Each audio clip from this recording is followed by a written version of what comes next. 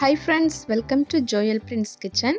இன்றைக்கி வீடியோவில் நம்ம ரொம்பவே சூப்பரான சிக்கன் குருமா ரெசிபி தான் பார்க்க போகிறோம். இது நல்ல சூடான இட்லி, தோசை, சப்பாத்தியோடலாம் சாப்பிட்றதுக்கு ரொம்பவே சூப்பராக இருக்கும். இப்போ இதை நம்ம எப்படி பண்ணுறதுன்னு பார்க்குறதுக்கு முன்னாடி புதுசாக நம்ம சேனலை யாராச்சும் பார்க்குறீங்கன்னா ப்ளீஸ் சப்ஸ்கிரைப் பண்ணிக்கோங்க. அப்படியே நம்மளோட இந்த வீடியோவுக்கு ஒரு லைக் கொடுத்துடுங்க. வாங்க இதை இப்போ நம்ம எப்படி பண்ணுறதுன்னு பார்க்கலாம். சிக்கன் குருமா பண்ணுறதுக்காக ஃபஸ்ட் நம்ம ஸ்டவ் ஆன் பண்ணிவிட்டு கடாய் வச்சுக்கலாம். இதில் 2 டேபிள் ஸ்பூன் அளவுக்கு நம்ம எண்ணெய் சேர்த்துக்கலாம். எண்ணெய் நல்லா சூடானதுக்கு அப்புறமா பெரிய சைஸ் வெங்காயத்தில் ஒரு வெங்காயத்தை நம்ம இது மாதிரி ஸ்லைஸ் பண்ணிவிட்டு சேர்த்துக்கலாம். வெங்காயத்தை சேர்த்ததுக்கு அப்புறமா இதை நம்ம நல்லா வதக்கி விட்டுக்கலாம். வெங்காயம் நல்லா வதங்கி கலர் இந்த மாதிரி ப்ரௌன் கலர் வந்ததுக்கு அப்புறமா இதில் ஒரு அரை டேபிள் ஸ்பூன் அளவுக்கு நம்ம இஞ்சி பூண்டு விழுது சேர்த்துட்டு இதையும் 2லேருந்து ஒரு 3 நிமிஷத்துக்கு நம்ம லைட்டாக வதக்கி விட்டுக்கலாம். இப்போ நம்ம இதோட கட் பண்ண பெரிய சைஸ் தக்காளியில் ஒரு 1.5 தக்காளி பழத்தை நம்ம இதோட சேர்த்துக்கலாம். சேர்த்துட்டு ஒரு 3 நிமிஷத்துக்கு இதை நம்ம லைட்டாக வதக்கி விட்டுக்கலாம். இப்போ இந்த வெங்காயமும் தக்காளியும் நல்லா மசிஞ்சு வரதுக்காக இதோட ஒரு 1/4 டேபிள் ஸ்பூன் அளவுக்கு மஞ்சள் தூள் சேர்த்துக்கலாம். இதோடவே தேவையான அளவுக்கு உப்பு சேர்த்துட்டு இப்போ நம்ம நல்லா வதக்கி எடுத்துக்கலாம். இப்போ இந்த வெங்காயமும் தக்காளியும் நல்லா வதங்கி நல்லா மசிஞ்சு வரணும். அது வரைக்கும் இதை நம்ம வதக்கிக்கலாம். வெங்காயம் தக்காளி இந்த அளவுக்கு நல்லா மசிஞ்சு வந்ததுக்கு அப்புறமா நம்ம இதில் மசாலா பவுடர் எல்லாமே சேர்த்துக்கலாம். இதில் 1 டேபிள் ஸ்பூன் அளவுக்கு மிளகாய் தூள் சேர்த்துக்கலாம். நான் காஷ்மீரி மிளகாய் தூளும் நார்மல் மிளகாய் தூளும் கலந்து 1 டேபிள் ஸ்பூன் அளவுக்கு எடுத்திருக்கேன். நீங்கள் தனி மிளகாய் தூள் சேர்க்குறதா இருந்தால் கொஞ்சம் கம்மியாக சேர்த்துக்கோங்க. இப்போ இதோடவே 1 டேபிள் ஸ்பூன் அளவுக்கு தனியாத்தூள், கூடவே 1 டேபிள் ஸ்பூன் அளவுக்கு சிக்கன் மசாலா சேர்த்துக்கலாம். சேர்த்துட்டு இப்போ இதையும் ஒரு வாட்டி நம்ம நல்லா கலந்து விட்டுடலாம். நல்லா கலந்து விட்டதுக்கு அப்புறமா இதோட நம்ம க்ளீன் பண்ணி வச்சுருக்க 1/2 கிலோ சிக்கனை இதோட சேர்த்துடலாம். சேர்த்துட்டு இப்போ இதையும் நம்ம ஒரு வாட்டி நல்லா கலந்து விட்டுக்கலாம். இந்த சிக்கனும் அந்த வெங்காயம் தக்காளியில் இருக்க மசாலாவும் நல்லா கோட்டாகிற மாதிரி நம்ம கலந்து விட்டுக்கணும்.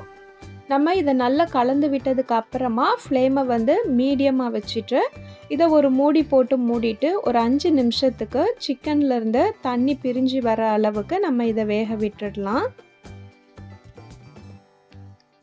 இது வேகிற டைமில் நம்ம இதுக்கு தேவையான மசாலா அரைச்சி ரெடி பண்ணிடலாம். ஒரு மிக்ஸி ஜார் எடுத்துக்கலாம். இதில் ஒரு 1/4 மூடி அளவுக்கு நம்ம துருவன தேங்காய் சேர்த்துக்கலாம். இப்போ இது கூடவே ஒரு 1/4 டேபிள் ஸ்பூன் அளவுக்கு நம்ம சோம்பு சேர்த்துக்கலாம். 1/4 டேபிள் ஸ்பூன் அளவுக்கு கசகசா சேர்த்துக்கலாம். இது கூடவே ஒரு 4லேருந்து 5 கேஷ்யூ நட் சேர்த்துக்கலாம். இப்போ தேவையான அளவுக்கு தண்ணி சேர்த்துட்டு இதை நம்ம நல்லா அரைச்சி எடுத்துக்கணும். ரொம்ப பேஸ்ட்டாக அரைச்சிட வேண்டாம். ஓரளவுக்கு மீடியமாக இது மாதிரி நம்ம அரைச்சி எடுத்துக்கலாம். இப்போது ஒரு 5 நிமிஷம் ஆயிடுச்சு. நம்ம ஓப்பன் பண்ணி பார்த்தோன்னா சிக்கன்லேருந்து இந்த மாதிரி நல்ல தண்ணி பிரிஞ்சு வந்திருக்கும். இப்போ இதை நம்ம ஒரு வாட்டி கலந்து விட்டுக்கலாம். கலந்து விட்டதுக்கு அப்புறமா இப்போ நம்ம அரைச்சி வச்சுருந்த அந்த தேங்காய் பேஸ்ட்டை எடுத்து நம்ம இதோட சேர்த்துடலாம். இப்போ இந்த ஜாரை அலசிட்டு நம்ம குருமாக்கு தேவையான தண்ணி இதோட சேர்த்துடலாம். உங்களுக்கு குருமாக்கு எவ்வளோ தண்ணி தேவையோ அதுக்கு ஏற்ற மாதிரி நீங்கள் பார்த்து சேர்த்துக்கோங்க. சேர்த்துட்டு இப்போ இதையும் ஒரு வாட்டி நம்ம கலந்து விட்டுக்கலாம்.